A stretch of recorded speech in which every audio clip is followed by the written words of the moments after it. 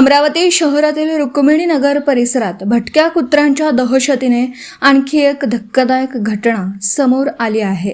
शेजारच्या घरातून स्वतःच्या घरी परतत असताना 9 वर्षीय सनिधी सचिन कावरे या चिमुरडीवर मोकाट कुत्र्याने जीवघेणा हल्ला करत तिच्या चेहऱ्यावर अनेक ठिकाणी चावे घेत गंभीर जखमी केला। जखमी मुलीवर रेडियंट हॉस्पिटलमध्ये उपचार सुरू असून घटनेची माहिती मिळताच आमदार रवी राणा, महापौर श्रीचंद तैजवानी, उपमहापौर सचिन भेंडे, मनपा आयुक्त मंगेश मंदावले आणि अन्य वरिष्ठ अधिकारी रुग्णालयात दाखल झाले।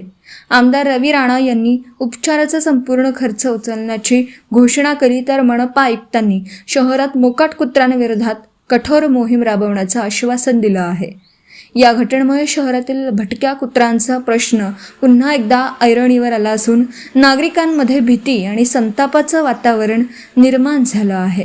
हॉस्पिटलमध्ये डॉक्टर काकाणी साहेब सगळे इलाज करताय। महानगरपालिका आयुक्त स्वतः या ठिकाणी पाहणी केली त्यांनी आणि महानगरपालिकेचे डॉक्टर आहेत ते सुद्धा कुत्र्याच्या बद्दल कावडा कुत्रा आहे सुद्धा म्हणताय।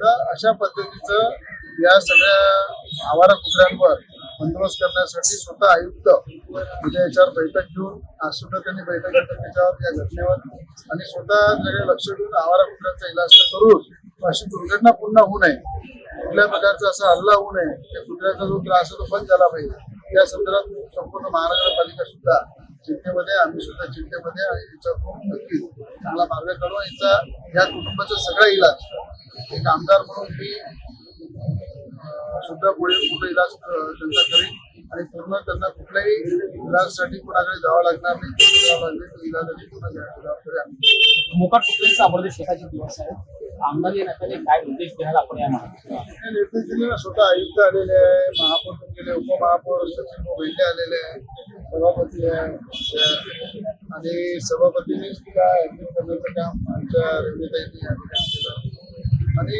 सगळेच जण चिंतेमध्ये आहे। म्हणून कुत्रा असो की आणखी कुठली साफसफाईचा विषय असो, कुठलाही विषय असो, शहराच्या सुरक्षेसाठी सगळ्या विषयामध्ये आम्ही पुढाकार घेऊ।